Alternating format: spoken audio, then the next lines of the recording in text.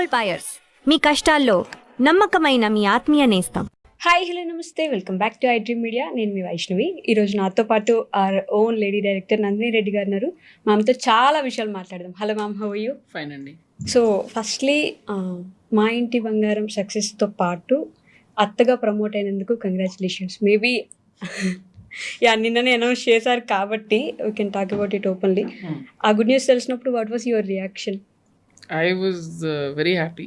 యాక్చువల్గా నాకు తెలిసింది తస్సదియా సాంగ్ జరుగుతున్నప్పుడు, షూట్ మధ్యలో. So it is almost was end of the shoot and Samantha గారికి మార్నింగ్ ఫస్ట్ డే ఒంట్లో బాగాలేదని చెప్పారు. సో ఫీవర్ అని అనుకున్నాము.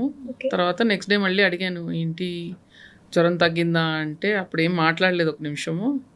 ఆ తర్వాత లేదు, actually I'm carrying morning sickness అవుతుందని చెప్పారు. సో అది early part of pregnancy. So అప్పుడే తెలిసింది.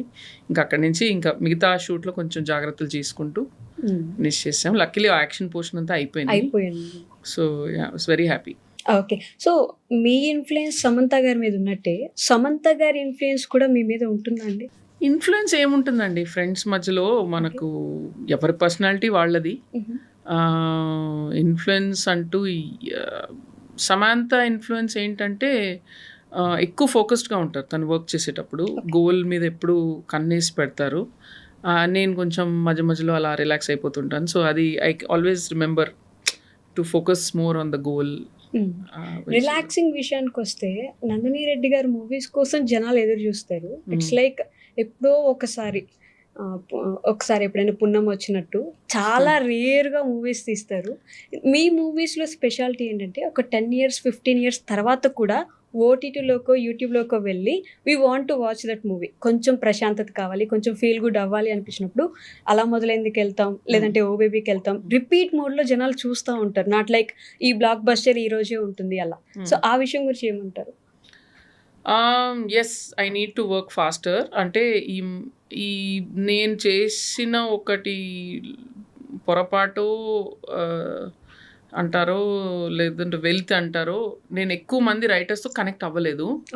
సో ఈ మధ్య యాక్చువల్గా last 2 years I been working with lot of writers. Almost 10 to 12 writers తోటి ఓటీటీకి కూడా కాంటెంట్ చేస్తాను కాబట్టి ఎక్కువ మందితోటి ఇంటరాక్షన్ చేయడం జరిగింది. So now I'm already ready for my next Amazon show start చేస్తున్నాను సెప్టెంబర్. సో ఈసారి గ్యాప్ కొంచెం తక్కువ ఉంటుంది 100%. ఇక్కడ నుంచి గ్యాప్ లేకుండానే I will try to start ఒక ప్రాజెక్ట్ అయిన నెక్స్ట్ 3 monthsలో మళ్ళీ నెక్స్ట్ స్టార్ట్ చేయడానికి ట్రై చేస్తాను. Okay, but again going back to your movies to feel good, అది బ్లెస్సింగ్ అనే అనుకోవాలి. నేను అట్లా అనుకొని తేను. But I think maybe because నేను రాసే క్యారెక్టర్స్ కొంచెం ఫెమిలియర్ క్యారెక్టర్స్ ఉంటారు, కొంతమంది ఇలా ఉంటే బాగుండని అంటారు. సో ఆ చిన్న కంఫర్టింగ్ ఫ్యాక్టర్ ఉంటుంది అనుకుంటా. So because of that nature I think people that's just a blessing. And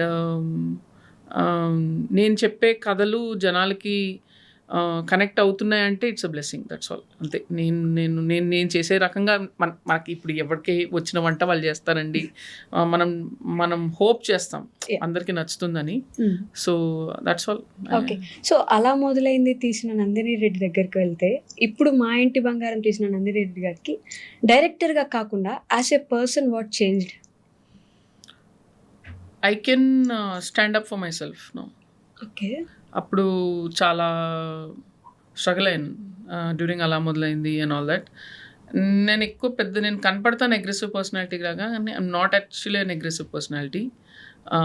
చాలా ఏమంటారు, మొమాటాలు ఎక్కువ ఉంటాయి నాకు. నా రెమ్యునరేషన్ అడుక్కోవడానికి మొమాటము, నన్ను ఎవరన్నా కొంచెం ఎదురుగా కొంచెం ఘాటుగా మాట్లాడినా నిలబడడానికి మొమాటము, ఇట్లా ఎక్కువ ఉండేది నాకు. అది 100% నాకు నేను because I'm tall and big everybody thinks so I'm very aggressive. అది కాదండి, అది నా నేచర్ కాదు అది బేసిక్గా. So I think now I'm slowly I have learned to stand up for myself. Okay, learn to say no అని కూడా అనొచ్చా? ఎస్, అది ఇంకా ప్రాసెసే. Learning to say no is still a process, but yes I'm getting there. Okay,